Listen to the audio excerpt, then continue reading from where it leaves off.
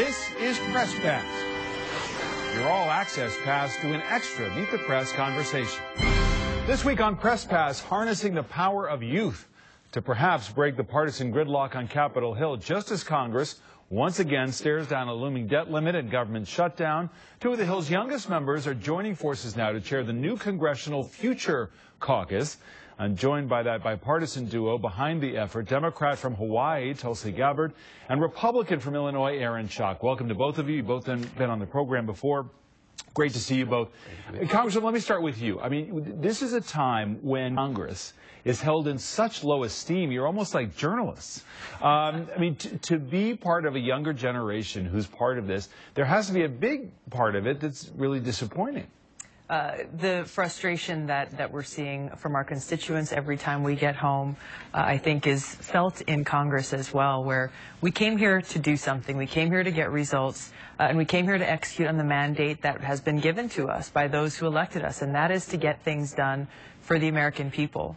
I think what we're seeing and really what fueled us to start this caucus is a frustration with these constant kind of crisis situations and a lack of long-term planning and thinking for setting us up for success in the future as a country, and an impatience within our generation of wanting to get things done. You know, Aaron, there's an aspect to this, which is you got to run into people your own age, early 30s, who say, wow, you're in Congress? I mean, is that really what you want to be doing? Are you disappointed? I mean, do you get these kinds of questions from people in your own generation who, as we know, I'm a bit older than both of you, but there is a real backlash against big institutions, whether it's journalism or government or banks, what have you? Yeah. Well, a lot of young people, quite frankly, think they can do more good, whether it be on environmental causes, feeding the hungry, advancing education, even business and entrepreneurial efforts in the private sector, as opposed to entering the public arena. But I have to tell you,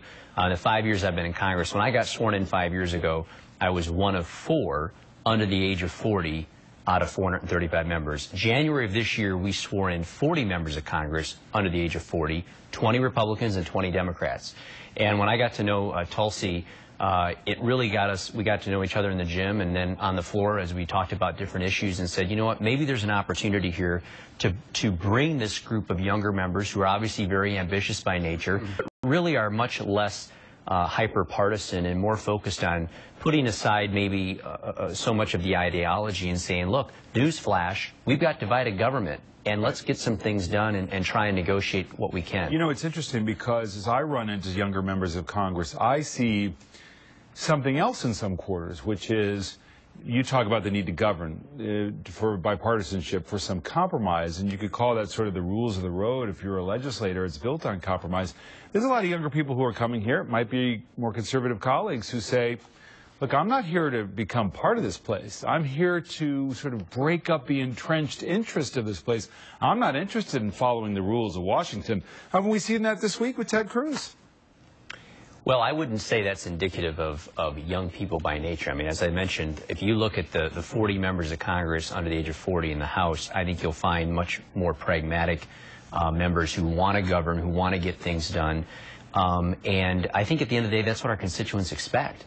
I mean, look, I'm a Republican. Tulsi's a Democrat. Doesn't mean we're going to agree on everything. But for the next 2 years, we're going to have a Democrat in the White House. Republicans are going to control the House. And if we sit in our ideological corners of the room, nothing's going to get done, and America's too great of a country. Our challenges are too big for us not to get anything done the next 2 years. Tulsi, let me ask you about the issue at hand is Obamacare. The president's out there selling it hard. You've had what we've seen here in the Senate now with Senator Cruz trying to gum up the works a little bit, not quite a filibuster, but it's still moving ahead, even though the House would like to at least delay it. Are you satisfied with how Obamacare is being both explained and also implemented? I think there's definitely room for improvement. We hear from folks back home concern about fear of the unknown and what is this actually going to cost and how is this going to roll out. And I think you can expect that from any major change that is being implemented, be with healthcare or in education or any other big change that we see going forward from the government. I think that what we need to do is recognize this is a law that's been passed. It's been signed into law by the president, and we need to see how we can work together to improve it, to try to allay some of the concerns that are there, and some of them are valid. You've been a bit disappointed in what you've seen out of colleagues like Senator Cruz, like the 40 or so in the House who have really made it clear they support defunding Obamacare or perhaps delaying Obamacare. Where does this go from here? Well, I think we have to work in the realm of possible. Look, I support their stated position. I'm not a supporter of the president's health care law, but at the end of the day, I'm realistic. He and I are different on these issues. If I were President Obama and I believed that this was the right thing for America, and he never faces the voters again, why would he capitulate? Why would he change his position? So the reality is, I think to Tulsi's point, there are a lot of problems with the law, and there are 7 different provisions. The House passed, the Senate passed, and the President had to sign into law to fix his own bill. 7 different things: the repeal of the 1099 provision, the repeal of funding for IPAB and the like. Those are areas where we can actually try and make progress, expose portions of the law that are bad. But let's also think about what's big back home. When I was back in August, it was the economy. People are worried about keeping their job. People are worried about finding one if they're without. We can do big things here on Capitol Hill.